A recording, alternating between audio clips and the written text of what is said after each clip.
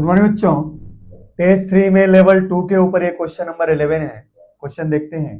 Question कह रहा है a screw gauge having 100 divisions and pitch of the length 1 mm। भाई एक स्क्रू गॉज है, उसके पास सर्कुलर स्केल डिवीजन कितने हैं तो 100 है, और पिच की वैल्यू कितनी है तो 1 mm है। Is used to measure diameter of a wire of length 5.6 centimetre. एक वायर है जिसकी लेंथ 5.6 सेंटीमीटर है, इसके डायमीटर को मेजर करने के लिए इस स्क्रू गॉज का इस्तेमाल होता है। अब आगे कह रहा है the main scale reading is 1 mm and 47th circular division coincide with reference line on main scale. भाई क्वेश्चन कह रहा है कि मेजरमेंट के दौरान मेन स्केल की जो रीडिंग है वो कितनी दे रखी है आपके क्वेश्चन में 1 mm दे रखा है ना।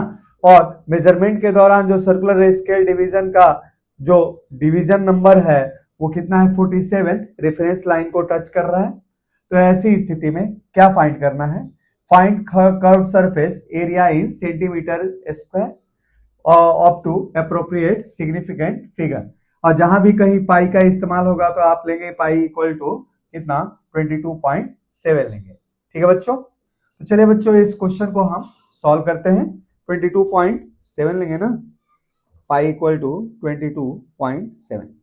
ठीक है बच्चों, तो क्वेश्चन को सॉल्व करते हैं। इसमें जो आंसर आएगा बच्चों, आंसर दे रखा है डी, अर्थात कि 2.6 सेंटीमीटर स्क्वायर इसका राइट आंसर है। तो चलिए बच्चों इस क्वेश्चन को सॉल्व करते हैं और देखते हैं कि कैसे आपका ऑप्शन डी यहां पे सही हुआ।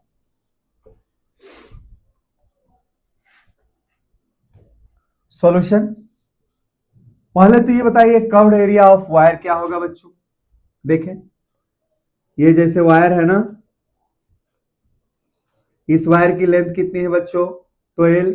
अच्छा, इसके मान लीजिए रेडियस ऑफ क्रॉस सेक्शन की वैल्यू कितनी है r, और इसकी डायमीटर की वैल्यू कितनी है बच्चों d, और डायमीटर क्या होता है तो 2 टाइम्स ऑफ रेडियस के बराबर होता है। तो आपके पास कर्व्ड एरिया क्या हो जाएगा, सरफेस एरिया। तो सरफेस एरिया इक्वल टू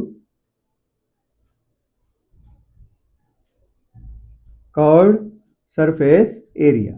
ये जो वैल्यू आएगी बच्चों क्या आएगी, तो हमारे पास ये आएगी 2 पाई r इंटू एल।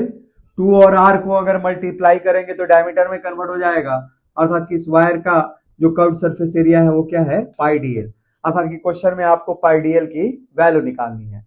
अच्छा, चूंकि लेंथ आपको दे रखा है और पाई की वैल्यू 22.7 होता है, 22 कितना होता है 22/7 होता है, 22.7 नहीं बच्चों 22/7 होता है। ठीक है, तो ऐसी स्थिति में हम क्या लेंगे यहाँ पे d की वैल्यू अगर निकाल लें तो हमारा क्वेश्चन बच्चों हो जाएगा। तो चलिए बच्चों डायमीटर निकालते हैं। तो यहाँ क्या होगा तो मेजर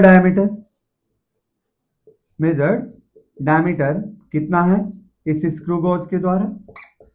तो स्क्रू गॉज के द्वारा वायर का जब डायमीटर हम मेजर करेंगे तो मेजर डायमीटर हो जाएगा कितना बच्चों, ये होगा मेन स्केल की reading MSR plus circular scale की रीडिंग।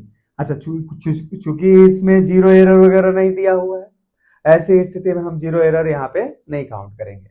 तो देखते हैं मेन स्केल रीडिंग क्या है डायमीटर के मेजरमेंट के दौरान। तो क्वेश्चन कह रहा है main scale reading is 1 mm है ना, प्लस अब सर्कुलर स्केल की रीडिंग कैसे लेंगे।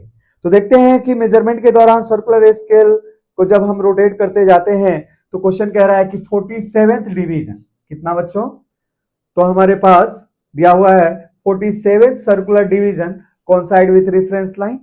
तो इसके बाद जो सर्कुलर स्केल रीडिंग है ऐसे लेंगे, तो number of division coinciding with reference line यहां पे रख देंगे, ये हो जाएगा 47 इनटू लिस्ट काउंट। क्या हो जाएगा least count of this screw gauge. तो ये हमारे पास क्या हो गई डायमीटर ऑफ वायर हो गया, ये हो गया कितना 1 mm। अच्छा 47 इंटू लिस्ट काउंट कितना है, तो आपको दे रखा है क्या स्क्रू गॉज की पिच 1 mm है, और कितने सारे डिवीजन है यहाँ पे, तो दे रखा है कितने डिवीजन है बच्चों 100 है। The screw gauge having 100 equal division है, तो लिस्ट काउंट हो जाएगा pitch upon number of division on circular scale. तो पिच की वैल्यू है 1 mm, डिवाइड कर दिया किससे बच्चा, 100 से, ये कितना हो जाएगा 1 mm प्लस 47 इंटू 0.01 mm हो जाएगा। अच्छा, इसको अगर सॉल्व करेंगे तो कितना हो जाएगा बच्चों, ये हो जाएगा कितना 0.47 ना, तो 1.47 mm हो जाएगा। ठीक है, तो ऐसी स्थिति में आपके पास आंसर क्या बनेगा, तो देयरफॉर यही आंसर बना देते हैं ऊपर, इतने में हो जाएगा कैलकुलेशन बच्चों हमारा। तो देयरफॉर कर्व्ड सरफेस एरिया, तो कर्व सरफेस एरिया की वैल्यू क्या होगी, पाई डी एल हो जाएगी।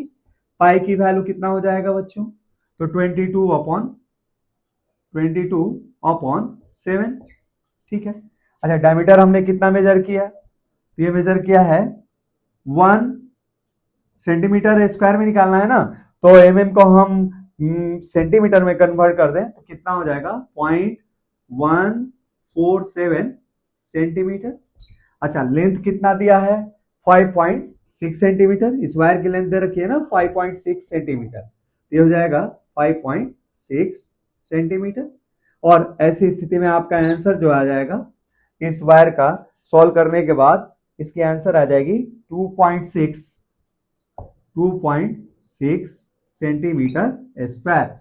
तो इसके कर्व एरिया की वैल्यू कितनी आई, तो कर्व सरफेस के एरिया की वैल्यू आई 2.6 सेंटीमीटर स्क्वायर। तो इस तरीके से इस स्क्रू गॉज के द्वारा इस वायर का हम चाहे तो कर्व सरफेस एरिया की वैल्यू भी हम मेजरमेंट के दौरान कैलकुलेट कर सकते हैं।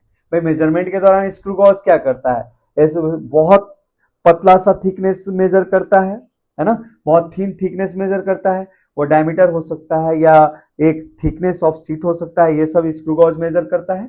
और चाहे तो हम इस डायमीटर को मेजर करके हम चाहे तो इस लेंथ को भी मेजर कर सकते हैं स्क्रू गॉज के द्वारा, और दोनों ही पैरामीटर मेजर करके चाहे तो हम इसका क्या निकाल सकते हैं, कर्व सरफेस एरिया निकाल सकते हैं, जैसे कि इस क्वेश्चन में हमने किया हुआ है।